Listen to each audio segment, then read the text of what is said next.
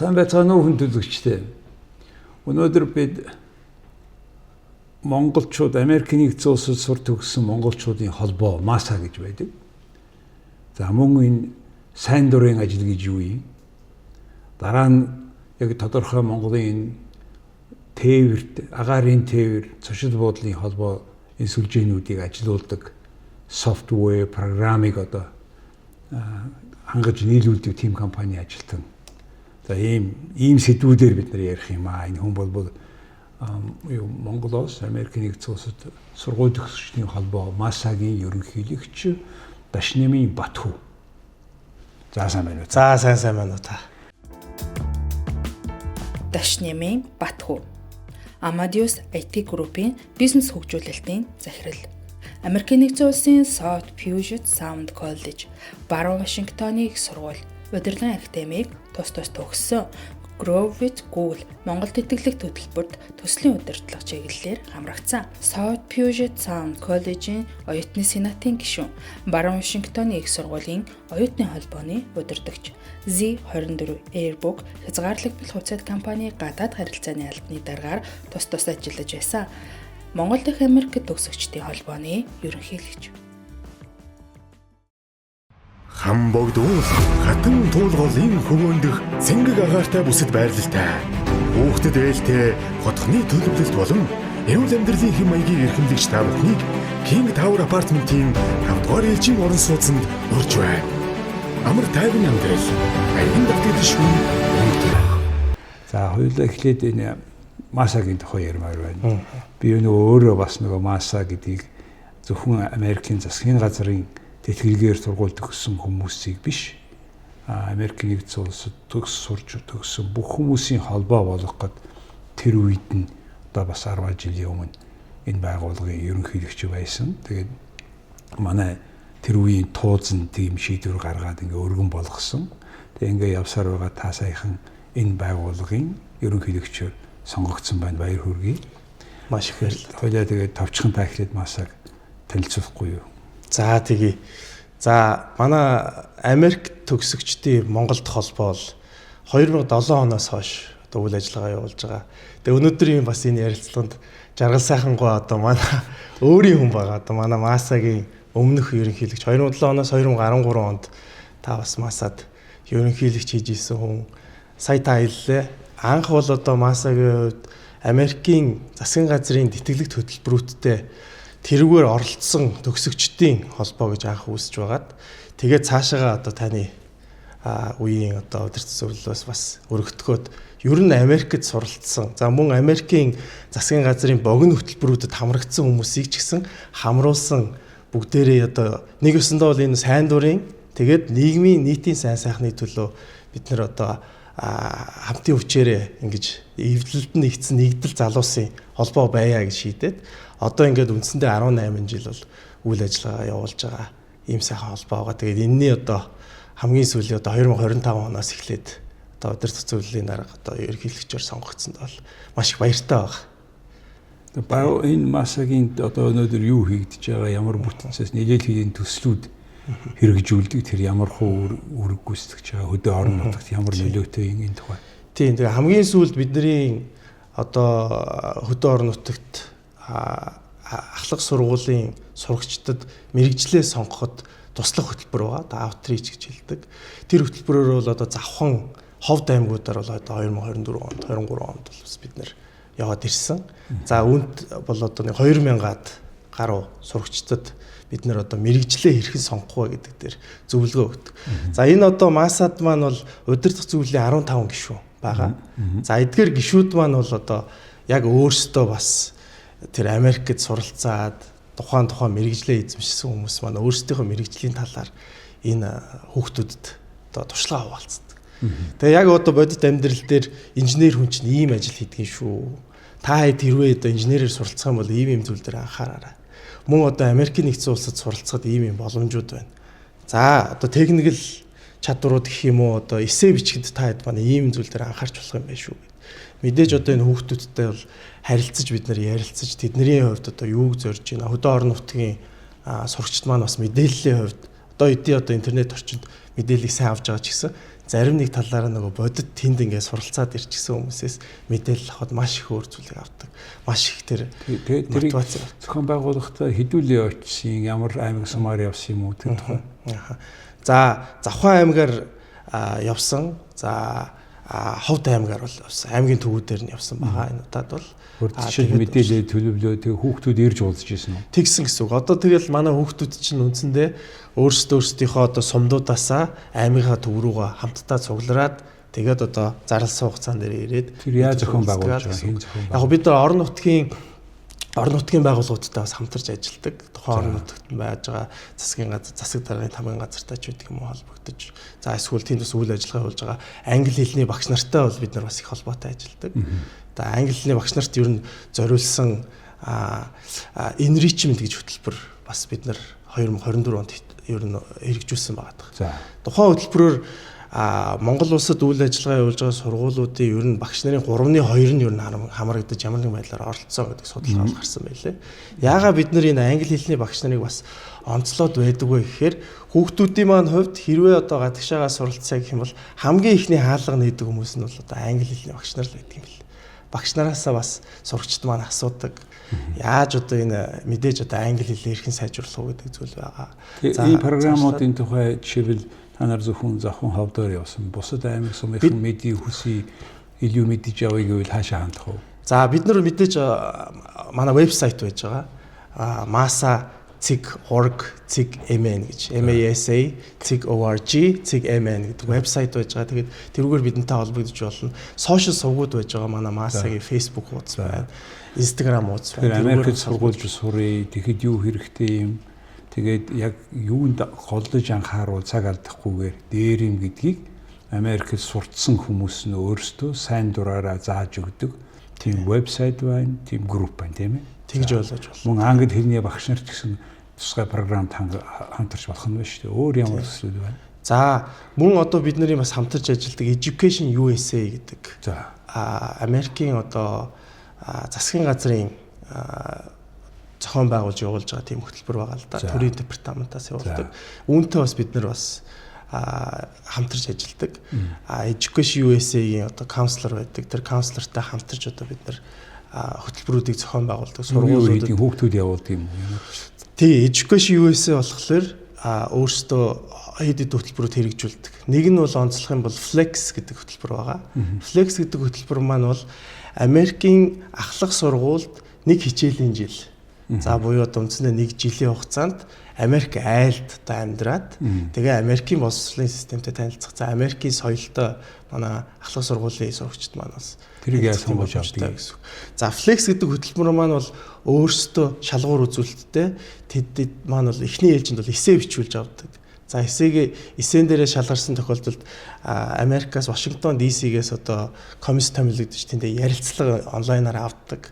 Ярилцлагандаа тэнцсэн одоо сурагчид маань бол одоо Америк айлд очих. Хэдэн хүүхэд явуулж ирсэн. За ер нь бол миний ойлгосноор бол нэг 20 хүүхдийг бол жил болго явуулдаг гэдэг тийм мэдээлэл. Монголын альж аймаг сумын ямар ч хүүхдэд ийм боломж нээлттэй. Өргөн боломжтой гэсэн. Тэгээ юмаа бэлдээд ингээ орох боломжтой байна гэж тийм. Тийм гэсэн үг. За тэгээ энд нь одоо хэрвээ өсөх юм бол бидэнтэй бас холбогдоод ах эгчнэр нь бас зөвлөгөөнүүдийг өгнө гэдэг ийм зорилготой байгаад. За зөвлөгөө. Тэгэхээр Маса гэдэг өргөн утгаараа бол Америкийн нэгдсэн улс монголчуудын Монгол улсын хооронд ялангуяа залуучууд боловсрлороо хамтын үн цэнээрээ нэгддэг, ойлгодог, тэрийг дөхөн болгодог тийм байгууллага шүү дээ, тийм ээ. За тэгэхээр энэ бүхний чинь цаана нэг ийм юм бас асууя гэж бодоод байгаа юм. Энэ сайн дурын ажил шүү дээ. Хүн болгон нэг завтай юм уу тийм тустай биш, тийм ээ. Сэтгэлээс бусдаа туслая, сурсан мэдснээ хуваалцъя гэдэг онлоор явж шít. Тэгэхээр энэ ер нь энэ волонтеризм гэж яриад байгаа тийм сайн дурын энэ үйл ажиллагаа. Энэ үйл ажиллагаа яагаад тийм чухал болох вэ? Яагаад манай жишээл нэг өргөн дэлгэр бий болохгүй энэ соёл хүн болгонд очихгүй байгаагийн тухай хоёлаа яриа л да. Яагаад одоо чухал вэ гэж. Тэг яг би бас ингээд одоо яг нэг их төстэй хүмүүс нэгдэл болоод энэ масад байна л да. Тэр нь юу байна вэ гэхээр яг таны саяны хэлж байгаа волонтеризм буюу сайн дурын ажиллаараа нэгдсэн хүмүүсийн нэгдэл байгаад байгаа. Цаг завтаадаа ч юм уу биш зүр сэтгэлтэйдээ бид нар нийлээд энэ маань бол одоо бас үндсэндээ бас нэг part time ажил шиг бас цаг хугацаа ордог шүү. Бид үйл ажиллагаануудыг зохион байгуулна. За энэнийхээ араас хүн томилогдож багт орж ингээ ажилдаг тийм ээ. Тэгээ та ялангуяа ахлах сургуулиас эхлээд дараа нь ахлах сургуулиа төгссөн, дараа нь их сургууль гэх мэт Америкт их олон жил болсон. Тэгээ энэ бүхний цаана энэ чинь нэг юм одоо ер нь бол Америк хүмүүс энэ сайн дурын ажил ямар нэг хэлбэрээр заавал холбогдоод байгаа байхгүй юу? Тийм. Тэр Америкийн соёлд байх шиг байгаа юм. За би өөрөө социологч мэргэжилтэй хүн л дээ. Тэгээ бас энэ соёл, за одоо энэ хүмүүсийн зам төлөв, за хамтаараа бид нар юу хийдэг вэ гэдэг дээр бас сонирхож их судалж хардаг. Америк бол индивидуалистик буюу хувь хүний бие даасан тийм нийгэм.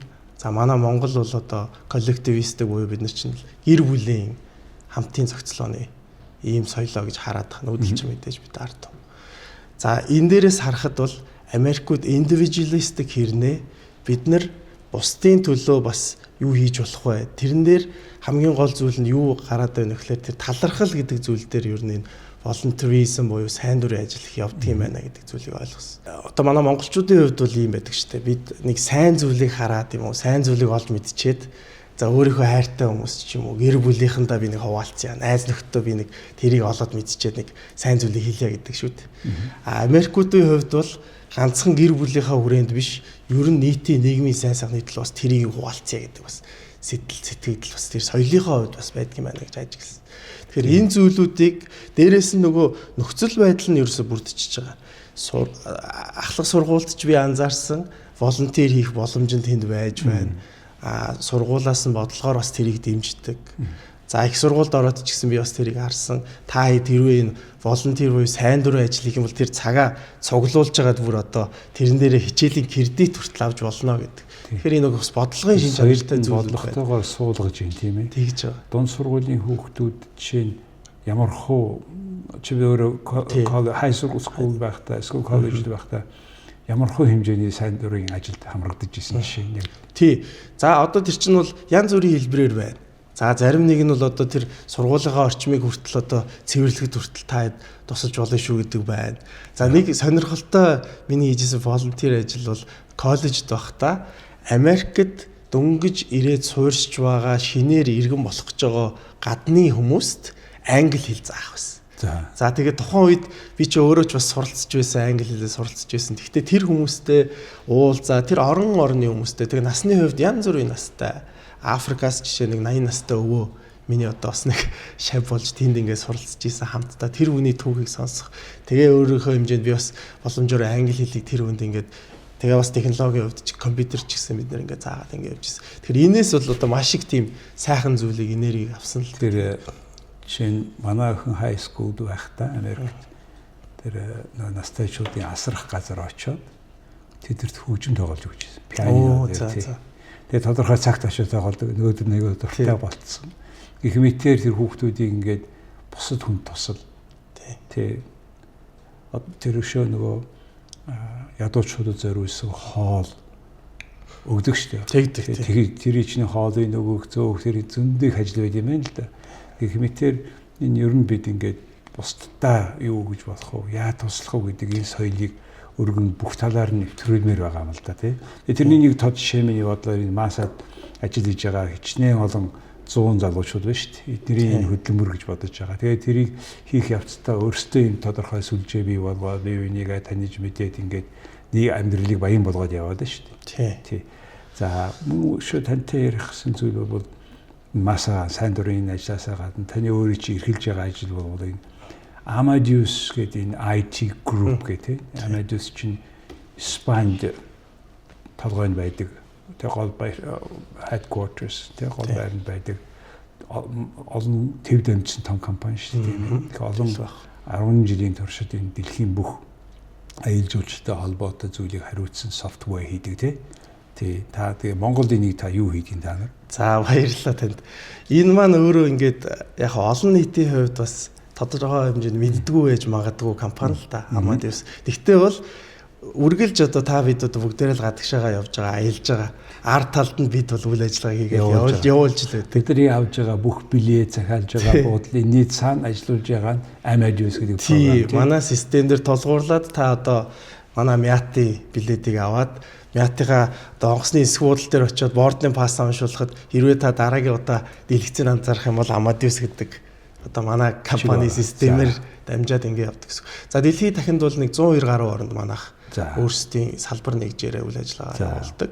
За Монгол дахь төлөөлөгч газар бол би бизнес хөгжлийн захирлаар нь ажиллаж байна. Одоо 10 дахь жилдээ 10 жил ажиллаж байгаа. 10 жил одоо ер нь баг болчихлоо. Тийм. За тэгээд Монголд яг за дэлхийн програм байдаг. Монголд яг та нарын үүрэг нь юу юм? Бидний үүрэг болохоор системээ нийлүүлчихсэн одоо билет захиалгын агентлагууд гэж бид нэр хэлдэг.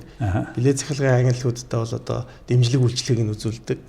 Манай системтэй одоо холбоотой нэмэлт хөгжүүлэлтүүдийн ажил дээр бид нар бас оролцоод туслаад ажилладаг гэсэн. Монголын онцлог тохирсон ч юм уу нийгэмдэл хэрэгтэй болдог баг тийм. Тий, одоо манай Монголын бас энэ билет захиалгын хөгжил маань бол дараагийн үе шат руу орж байгаа. Учир нь бол бид нар одоо нэг утсаар захиалга өгдөг ч юм уу эсвэл нэг аль нэг агентлаг дээр очиж захиалга өгдөг. Дээрээс нь одоо за билетээ авчихад за одоо би нэг цаасаар хэвлүүлж аваад энийг ч одоо өртлөөд явахгүй болохгүй шүү гэдэг ойлголт байсан бол одоо онлайнаар захим орчинд захиалга хийж байна. Харин тэгээд би тэр олон жил нэг компаниар яваад байгаа юм л да. Тэр хүүхдийг мэдэхгүй уулзж үзээгүй. Зөвхөн имэйлээр харилцдаг. Тэгээд англиар биш бол нөөш англиар буцаа явуулчихсан. Таны юм байна. Захиалга юм байна, үнэн юм байна. За энийг авах уу за тэгвэл ингээд сараад хамгийн travel document гэдэг билет хэвлээд өгч шүү. E-document тийм ээ. Олон номертэй билет. Оо тийм. Тэгээд travel agent гэх буюу энэ билет яхахын тулд IATA-гийн сертификат энэ авдаг тий. Тэгдэг. Улсын агарын дээр тэгсэн байх хэрэгтэй. Тэгсэн байх хэрэгтэй. Үүний дараагаар бол одоо манай системээс IATA-гийн гэрчилгээг авчихсныхаа дараа танай системтэй холбогдно тийм үү? Хэрэгтэй учраас. Тий. Тэгэхээр тэнд ямарваа нэг юм сургалт явагддаг юм уу? Яаж тэр хүмүүс тэгдэг тий. Одоо бидний хувьд бол энд бас сургалт үйлчилгээнүүдийг үзүүлж байгаа. Манай системийг хүн харах юм бол нэг код бичиж байгаа юм шиг харагддаг л да.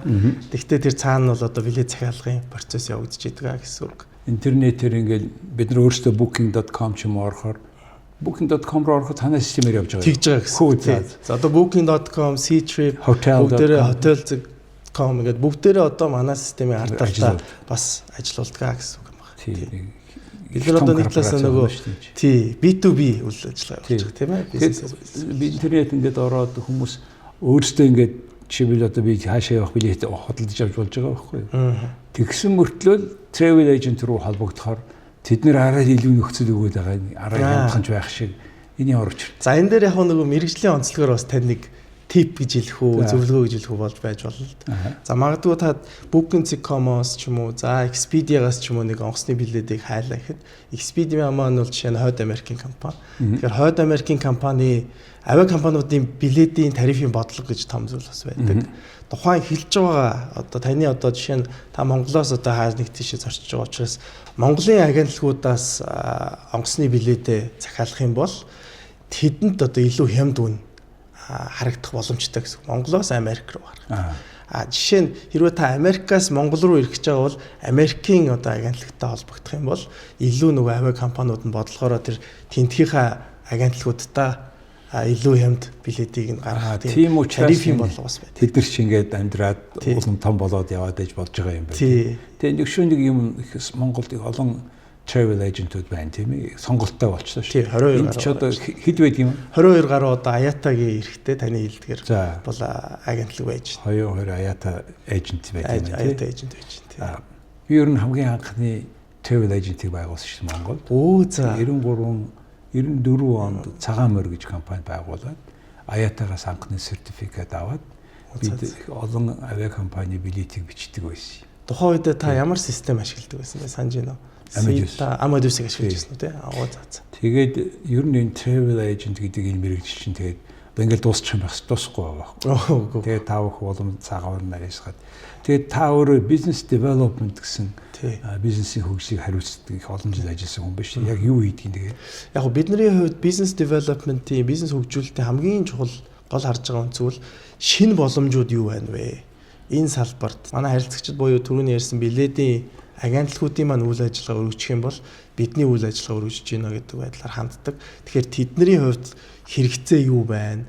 Тэр хэрэгцээн дээр нь тулгуурлаж ямар технологийн шийдлийг Amadeus-ийн бүтээгдэхүүнүүдээс өгж болж байна. За мөн одоо төлбөр тооцооны хувьд ч юм уу банктай холбоотой партнершип дээр бидний хувьд ямар оролцоо байж болох вэ гэдэг юм. Аль болох нэг хайрцагнаас гадуурх ямар боломж байна? Ямар альва нэг асуудал дээр нь ямар шийдэл гаргаж болох вэ гэдэг дээр их төвлөрж ажилладаг бизнес хөгжүүлэлтийн хувьд. Тэгэхээр танах Монголын гадагшаа гарч байгаа бүх хүмүүсийн буудлын онгоцыг хариуцж байгаа хувьд их том дата бий болсон байна тийм. Тэглэв яах вэ?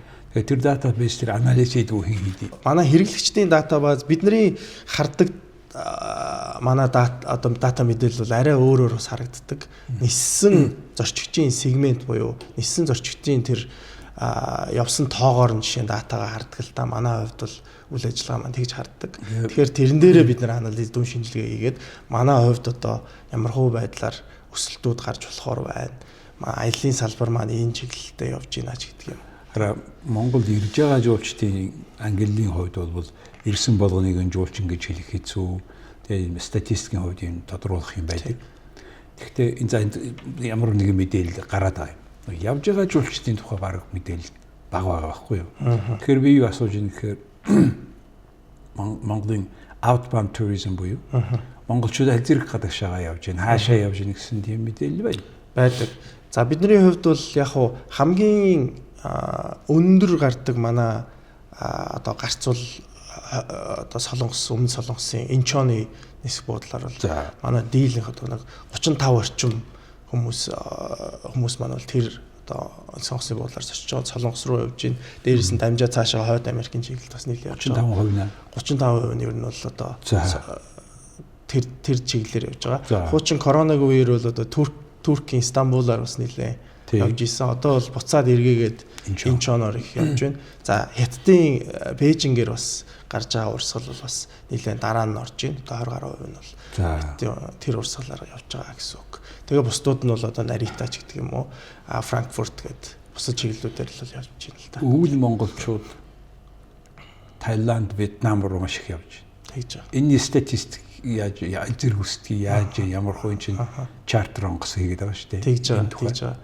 Одоо түрүүний хэлсэн чартер нислэгүүд бол жишээ нь манай системээр биш шууд нөгөө авиа компанитайгаа холбогдоод тэрүүгээр явдаг. Системээр ер нь зүгээр ажиллах юм бол тэр одоо APAC region гэж ярьж байгаа. Зүүн өмнөд Аз руу бол мэдээж урсгал бол жил болго одоо 15-аас 20% өсөөд явж байгаа.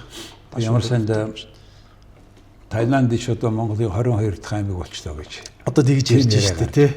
Өвөл өдөр болгон онгоц нисэж байгаад бие тэгж байгаа. Тий. Тэгээ чинь 12 сарын 10 цанаас эхлээл 2 сар дуустал цагаан сар хүртэл. Тий. Цааш наашаа энэ урсгал дүүрэн биш шүү дээ. Буюу outbound tourism гэдэг бол импорт. Тэгээ гадны үйлчлэгээ авчиж шүү дээ. Тэгж байгаа. Гарж байгаа мөнгөний валютын урсгал тийм. Тэгж байгаа. Тэгээ аялал жуулчлал дээр энэ орж гарч байгаа мөнгөний аялал жуулч юу харьцааг үзэх юм бол манай алдагдaltaй байж магадгүй гэж би бодоод байна.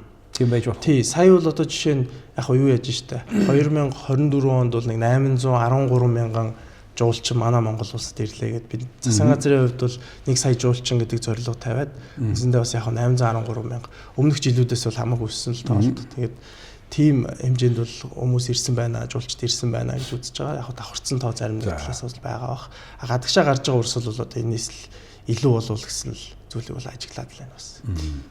Буюу бид нар гадагшаагаа илүү зарцуулж байгаа байхгүй бас мөнгө. Тэгэхээр дотоод ирж байгаа жуулчнаа бид жишээлбэл одоо саяхан Бахрейн гэдэг улсаар яваад ирсэн.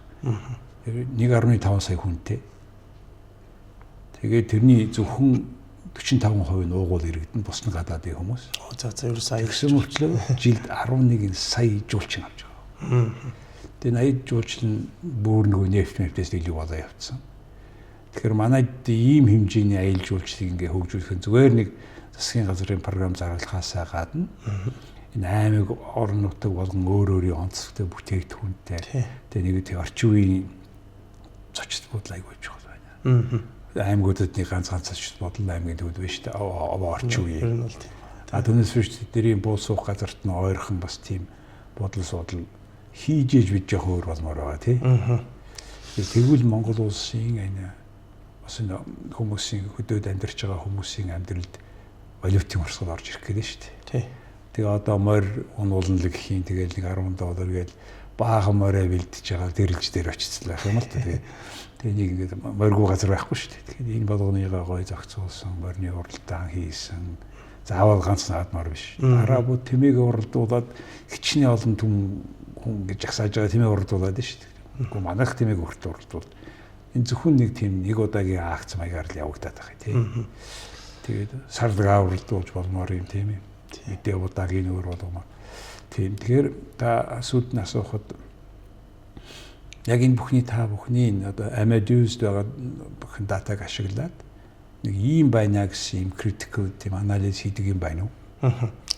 Тэг яг бидний хувьд харж байгаагаар бол яг манай салбарын хувьд дандаа жил болгон одоо өсөлттэй л явж байгаа. Тэгээ нэг том хүчин зүйл нь юутай холбоотой вэ гэхээр аялал жуулчлалын салбар ер нь эдийн засгийн одоо GDP-ийн өсөлт бууралттай их холбоотой яваад байгаа. Нэг ялангуяа таны бас сонирхоод байгаа тэр гадагшаага outbound руу чиглэж байгаа аялал жуулчлалын хувьд бол хэрвээ эдийн засаг доктортойгоор өсөөд тийм боломжууд макро эдийн засгийн түвшинд хэрвээ боломжууд гараад их юм бол хүмүүс ер нь бас жоохон боломжтой болоод ирэхээр хамгийн түрүүнд хийдэг зүйл нь ер нь аялал юм байна л гэж ажиглаад байгаа л.